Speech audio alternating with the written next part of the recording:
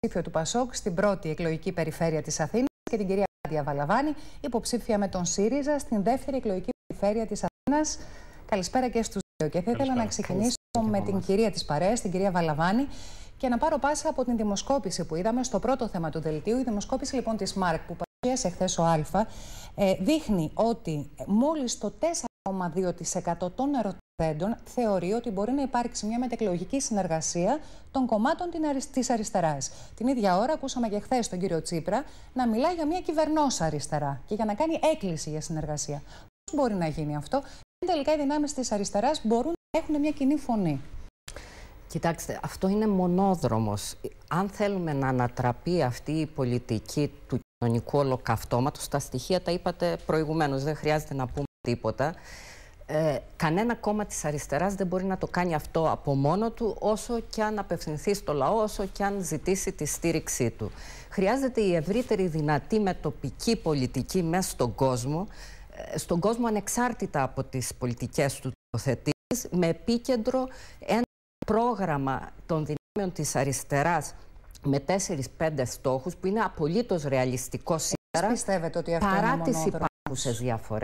Οι διαφορές είναι στρατηγικού χαρακτήρα. Οι διαφορές είναι για το αύριο, είτε είναι πιο κοντινό είτε είναι πιο μελλοντικό. Σήμερα όμως η ελληνική κοινωνία ακολουθεί μια πορεία κοινωνικής εξαθλίωσης. Αυτό πρέπει να σταματήσει. Μόνο η αριστερά μπορεί να το κάνει, γιατί τα άλλα δύο κόμματα, πέρα από το τι έχουν υπογράψει, το τι θα κάνουν μετά την πολιτική, ό,τι και να λένε για άλλα μείγματα λιτότητας και ανάπτυξη κτλ., κάθε μέρα βγαίνει. Ωστόσο, κυρία Βαλαβάνη, έχουμε ένα δεδομένο. Κυρία Λαγκάρντι, τα ποσοστά των κομμάτων της αριστεράς αυτή την περίοδο είναι ιδιαίτερα υψηλά. Ναι. Ενδεχομένως αυτή την περίοδο είναι μια ιστορική ευκαιρία. Γιατί όμως τα κόμματα δεν μπορούν να συνεργαστούν? Είναι ευθύνη. Θα αναγκαστούν να συνεργαστούν, αλλιώς η αριστερά στα πλαίσια μιας ελληνικής κοινωνίας που βουλιάζει θα εξαφανιστεί, γιατί θα σταματήσει να είναι πια κοινωνικά χρήσιμη. Λέτε θα αναγκαστούν να συνεργαστούν, δηλαδή βλέπετε το κόμμα του κύριου Κουβέλη να συνεργάζεται με το ΣΥΡΙΖΑ συγκεκριμένα? Είστε χρόνια στο χώρο. Εγώ θα σας το πω από τα κάτω, από μια άλλη οπτική. 2 χρόνια τώρα είμαι και συνειδητρία και κάνω ό,τι μπορώ προσωπικά σε σχήματα που συνενώνουν ανθρώπους όλου του φάσματος της αριστεράς. Το αριστερό βήμα, τους καλλιτέχνες, την κίνηση καλλιτεχνών μαζί ενάντια στη βαρβαρότητα, την πρωτοβουλία για Επιτροπή Λογιστικού Ελέγχου για το ελληνικό δημόσιο χρέος. Εκεί είμαστε όλοι και παλεύουμε όλοι μαζί. Άλλος δρόμος δεν υπάρχει. Αυτό που σήμερα προχωράει ανεξάρτητα από τις εκφρασμένες θελήσεις των κομμάτων στην πράξη, στη ζωή, είναι ο δρόμος που θα είναι αναγκασμένα να ακολουθήσουν στο επίπεδο της ηγεσίας. Όμως αυτό δεν φαίνεται να το συμμερίζονται οι αρχηγοί των κομμάτων. Ο κύριος Κουβέλης, η κυρία Παπαρίγα. Κοιτάξτε, μετά τις εκλογές θα υπάρχει μια κοινωνική πραγματικότητα που την ξέρουμε ήδη ότι έχουμε ζήσει μέχρι τώρα. Ιούνιος κόβονται οι ήδη κομμένοι μισθοί στον ιδιωτικό τομέα με κατεύθυνση μισθούς Βουλγαρίας, μισθούς Ρουμανίας, όπως μας είπαν και από το Διεθνές Νομισματικό Ταμείο, και Βουλγαρία-Ρουμανία μισθούς Κίνας αντίστοιχα, και θα υπάρχει μια πραγματικότητα.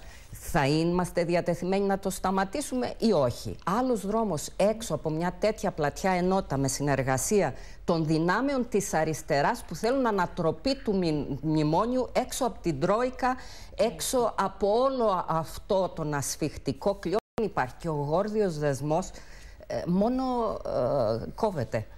Δεν μπορεί ούτε να μεταρρυθμιστεί ούτε να λυθεί. Αυτός είναι ο δρόμος. Και είναι δρόμος ύπαρξης και για την ελληνική κοινωνία, και πράγμα το οποίο είναι λιγότερο σημαντικό για την ίδια την αριστερά. Είστε απολύτως σαφής. Θα ήθελα να πάρω και το σχόλιο του κυρίου Χειμώνα. Εσείς πώς βλέπετε την μετεκλογική εικόνα στο πολιτικό σύστημα, με δεδομένο ότι ούτε το ΠΑΣΟΚ ούτε η Νέα Δημοκρατία φαίνεται να συγκεντρώνουν αυτοδυναμία? Και επειδή έχω διαβάσει και τα άρθρα σας, πώς βλέπετε να πλησιάζετε εσείς πλέον τις δυνάμεις της αριστεράς? Κοιτάξτε, αυτοδυναμία είναι σίγουρο για μένα ότι κανένα κόμμα δεν μπορεί να έχει, δεν πρόκειται να έχει. Πιστεύω ότι ο στόχος του ΠΑΣΟΚ, και αυτό που εγώ ελπίζω, είναι μια νίκη στις επόμενες εκλογές. Όχι φυσικά για να κυβερνήσει μόνο του το ΠΑΣΟΚ, αλλά για να δημιουργήσει ένα ευρύτερο κεντροαριστερό ρεύμα. Τώρα πρόχειρα μπορώ να σκεφτώ την δημοκρατική αριστερά και τους οικολόγους, μιλώντας ως θα είναι χειμωνάς, έτσι.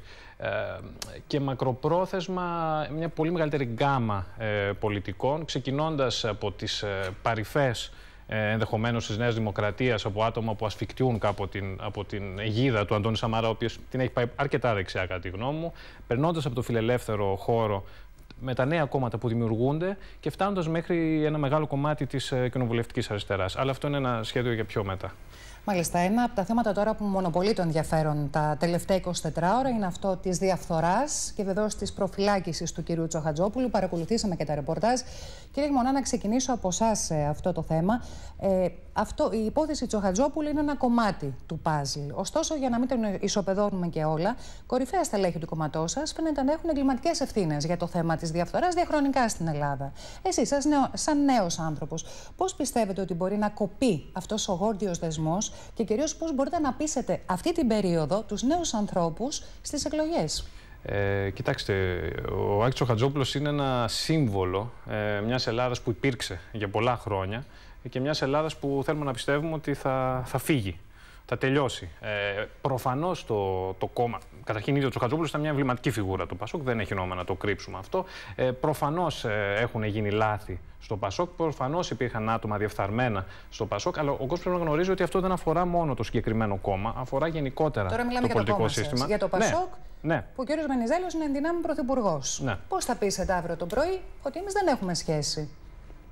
Και βεβαίως ο κύριος Τσοχατζόπουλος, μην ξεχνάμε ότι το 2005 στη διακομματική 4-5 υπήρξε ο βασικός εισηγητής της υπεράσπισης του κύριου Τσοχατζόπουλου. Νομίζω δεν ήταν ο μόνος που ήταν εκεί. Και το γεγονός το γεγονός ότι γίνεται μια απάτη από κάποιον, αν καταδικαστεί, γιατί δεν είμαστε και δικαστές, αν καταδικαστεί ο Τσοχατζόπουλος, δεν σημαίνει ότι όλα τα πρόσωπα που ακολούθησαν γνώριζαν για αυτή την κατάσταση. Έτσι. Όταν κάποιος κάνει μια απάτη, αποκρύπτει στοιχεία από τους υπόλοιπους. Μια διακομματική, μια επιτροπή της Βουλής συνεδρίασε, γίνανε τόσες συνεδριάσεις, τα στοιχεία ήταν εκεί, τα ακίνητα ήταν εκεί, δηλαδή πράγματα που όλοι γνωρίζουν. Τα στοιχεία δεν προέκυψαν μόνο τώρα. Ήταν μια συζήτηση που είχατε στο κόμμα τα τελευταία χρόνια. Προφανώς. Μα ξαναλέω, υπάρχουν πάρα πολλά τροτά στο ΠΑΣΟΚ. Μην κοροϊδευόμαστε. Στο ΠΑΣΟΚ και κυβέρνησε την Ελλάδα 30 χρόνια. Προφανώς φέρει τεράστια ευθύνη. Απλώς ο κόσμος πρέπει να καταλάβει ότι η διαφθορά δεν ήταν χαρακτηριστικό μόνο του δικού μας κόμματος, το λέω ξεκάθαρα, αλλά ολόκληρου του πολιτικού συστήματος. Και όσοι έκλεψαν ή κορόιδεψαν τον κόσμο δεν ήταν μόνο πολιτικοί, ανήκαν σε πολλά άλλες κατηγορίες ανθρώπων. Προφανώς το ΠΑΣΟΚ που ονειρεύομαι εγώ, το ΠΑΣΟΚ που με έπεισε να πολιτευτώ, που μου ζήτησε να πολιτευτώ αυτή τη στιγμή, δεν είναι το ΠΑΣΟΚ του Τσοχατζόπουλου. Εγώ θέλω να πιστέψω ότι κάποια στιγμή, και μπορεί να γίνει αυτό γιατί είναι οι συνθήκες τέτοιες που θα το βοηθήσουν, πρέπει το ΠΑΣΟΚ να γίνει ένα σοσιαλδημοκρατικό ευρωπαϊκό κόμμα και να ξεχάσει το ΠΑΣΟΚ του κράτους που γνωρίσαμε τις προηγούμενες χρονιές. Μου δώσατε μια πολύ καλή πάσα συνολικά για τα φαινόμενα της διαφθοράς και θέλω να πάω στην κυρία Βαλαβάνη. Κυρία Βαλαβάνη, το φαινόμενο της διαφθοράς δεν είναι μόνο στον χώρο της πολιτικής. Είδαμε τελευταία και πολλά ρεπορτάζ, βεβαίως όλοι τα συζητάνε.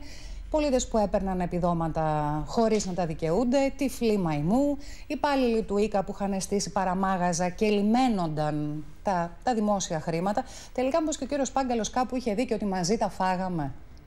Εννοείται ότι οι πελατειακές σχέσεις εκδημοκρατίζουν σε εισαγωγικά τη διαφθορά. Εσείς πώς Γιατί αυτή είναι η βάση βέβαια των πελατειακών σχέσεων.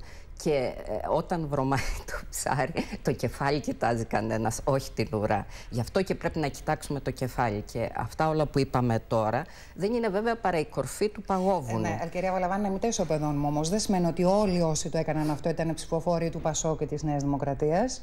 Κοιτάξτε, δεν ήταν μόνο στα κόμματα το πώς εξουσίας. Έφτασε η χώρα ως εδώ. Είναι συγκεκριμένο. Είναι τα κόμματα εκείνα τα οποία όχι απλώς κυβέρνησαν, αλλά δεσμεύτηκαν και σε μια πορεία που το Διεθνές Νομισματικό Ταμείο λέει ότι θα αρχίσει να φαίνονται σημάδια ανάκαμψης το 2030.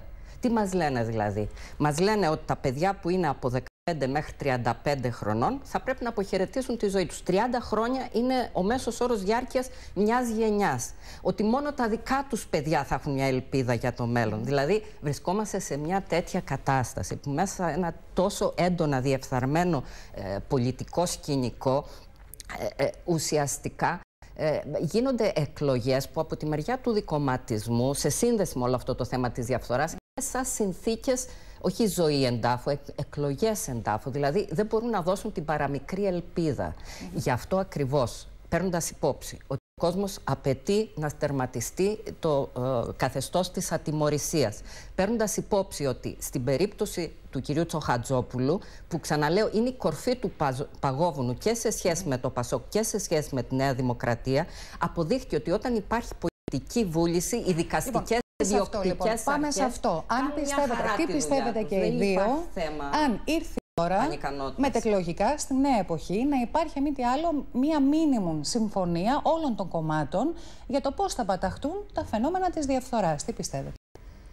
Κοιτάξτε, εγώ πιστεύω προσωπικά και το κόμμα μου ότι η διαφθορά είναι σύμφυτη με τη φύση αυτού του συστήματος. Δηλαδή υπάρχει διαφθορά που είναι ποινική, π.χ. αυτά που βλέπουμε τώρα, φυλακές Κορυδαλού, για τα οποία υπάρχει ατιμωρησία σε πολύ μεγάλο βαθμό. Δηλαδή, αν δεν αλλάξει το σύστημα, θα είναι πάντα διεφθαρμένη η ελληνική κοινωνία. Υπάρχει και η διαφθορά, η οποία είναι συστημική και η οποία μπορεί να είναι ακόμα και νόμιμη. Μην ξεχνάμε ότι για αυτούς που τα παίρνανε εδώ, κάποιοι τα δίνανε στη Γερμανία. Η Φέρονσταλ και η Siemens μέχρι πριν από 15 χρόνια τα δίνανε νόμιμα. Δηλαδή δεν υπήρχε καν νόμος που να τους εμποδίζει. Άρα δεν πρέπει να το πολιτικό προσωπικό είναι διεφθαρμένο των κομμάτων του δικομματισμού και όσων στηρίξαν αυτό το σύστημα, δεν το συζητάω, αλλά πρέπει πίσω από αυτό να βλέπουμε τη διαφθορά της δικτατορίας των αγορών και δι των χρηματιστικών αγορών, που είναι και η άλλη όψη της κρίσης, και πρέπει να παλεύουμε για δύο πράγματα. Το ένα είναι τέρμα στο καθεστώς της ατιμωρησίας. Να πάμε λίγο συγκεκριμένα, επειδή και ο χρόνος μας πιέζει, για να πάρω και ένα σχόλιο από τον κύριο Χειμώνα. Συγκεκριμένα μέτρα μπορούν να υπάρξουν? Φυσικά μπορούν να υπάρξουν. Αλίμονο. Το θέμα είναι. Το κόμμα σας θα συμφωνήσει, θα πάρει μέρος σε μια τέτοια συζήτηση? Βεβαίως. Αλλά τέτοια συζήτηση, επιτρέψτε μου, ότι στο καθεστώς του μνημόνιου γίνεται ως εξής. Λιμένονται τα νοσοκομεία, οι προμηθευτές, ας κλείσουμε μερικά νοσοκομεία. Μάλιστα, είστε σαφείς. Κύριε Χειμώνα. Δεν νομίζω ότι έχει να κάνει με κόμματα. Η διαφθορά εκ των πραγμάτων πρέπει να παταχθεί. Είναι θέμα δικαιοσύνης. Η ατιμωρησία είναι ένα χαρακτηριστικό της Ελλάδας όλα αυτά τα χρόνια. Και δεν νομίζω ότι έχει να κάνει μόνο με τη διαφθορά στην πολιτική. Δηλαδή, θα σας δώσω παραδείγματα. Ένας αστυνομικός χτυπάει ένα πολίτη, δεν τιμωρείται. Ένας κουκουλοφόρος και ένα μαγαζί, δεν τιμωρείται. Υπάρχουν περιπτώσεις που άτομα συλλαμβάνονται για παράνομες πράξεις και δεν τιμωρούνται. Αυτό ξεκινά από τη δικαιοσύνη. Είναι κάτι λογικό και θα γίνει, πιστεύω, εκ των πραγμάτων, γιατί δεν υπάρχουν περιθώρια. Δεν υπάρχει πια χρήμα να φαγωθεί. Πρέπει να προχωρήσουμε. Είναι θέμα πολιτικής βούλησης, χρόνο. Δεν είναι Επειδή έχουμε μόλις 2,5 λεπτά, θέλω ένα τελευταίο σχολείο σας, επειδή και οι δύο κατεβαίνετε στην Αθήνα και στην πρώτη και στη δεύτερη περιφέρεια. Τι έχετε να πείτε, μεγάλο θέμα αυτών των ημερών, όλων των ημερών βεβαίως, το θέμα της μετανάστευσης. Τι απαντάτε σε αυτούς που κατηγορούν το ΣΥΡΙΖΑ ότι κάπου κλείνει το μάτι και δείχνει λίγο ανοχή στο θέμα των μεταναστών? Τι λέτε σε αυτό? Κοιτάξτε, ο ΣΥΡΙΖΑ έχει μια κατεξοχήν καθαρή πολιτική στο θέμα των μεταναστών. Εδώ και πάρα πολλά χρόνια έχει πει ότι αυτό το νομοθετικό πλαίσιο της Ευρωπαϊκής Ένωσης σε συνδυασμό με τη συνθήκη του Σέγγεν έχει μετατρέψει την Ελλάδα σε αποθήκη ανθρώπων. Και βέβαια σε αυτές τις συνθήκες της κρίσης, το ότι είναι η κύρια είσοδος της Ευρώπης, μπαίνουν μέσα οι άνθρωποι και εγκλωβίζονται, δεν μπορούν να φύγουν, δεν μπορεί να λυθεί με στρατόπεδα συγκέντρωσης 30 ή 50 ή 100 διάσπαρτα σε όλη την Ελλάδα. Μπορεί να λυθεί μόνο με συγκεκριμένη μεταναστευτική πολιτική, με το να λειτουργήσει η πολιτική ασύλου που εδώ και 15 χρόνια δεν λειτουργεί, και να δώσουμε τα χαρτιά τους στους ανθρώπους να μπορέσουν να φύγουν. Κύριε Χειμώνα. Είναι μεγάλο θέμα για να το αναπτύξουμε σε ένα λεπτό. Θα πω πολύ γρήγορα. Προφανώς το θέμα του ασύλου είναι πάρα πολύ σημαντικό, γιατί κάποιος που δικαιούται άσυλο δεν είναι παράνομος. Πρέπει να υπάρξει φύλαξη των συνόρων. Θεωρώ ότι το πρόβλημα δεν είναι μετανάστες που βρίσκονται ήδη, αλλά αυτοί που έρχονται, και αυτό θα γίνει σε συνεργασία με την Ευρωπαϊκή Ένωση, με πάταξη του δουλεμπορίου στην Ελλάδα και με πίεση προς την Τουρκία από την Ευρωπαϊκή Ένωση να πατάξει το δικό του δουλεμπόριο. Τώρα, σε ό,τι αφορά το κέντρο της Αθήνας, πρέπει να γίνονται επιχειρήσεις αστυνομίας, όχι με στόχο να βρουν όποιο παράνομο μετανάστη, βρουν μπόσικο χωρίς χαρτιά και να τον χώσουν μέσα, αλλά με στόχο να παταχθεί η βαριά εγκληματικότητα. Οι υπόλοιποι μετανάστες, που είναι η πλειοψηφία, που απλώς δεν έχουν χαρτιά, μπορούν να ενταχθούν σταδιακά, θεωρώ. Λοιπόν, να ευχαριστήσω και τους δύο, να ευχηθώ καλή προσωπική επιτυχία και στους δύο. Κυρίες και κύριοι, στο σημείο αυτό το δελτίο μας ολοκληρώθηκε. Επόμενη ενημέρωση στις 6 παρα 5 με την Έφη Αλεβίζου.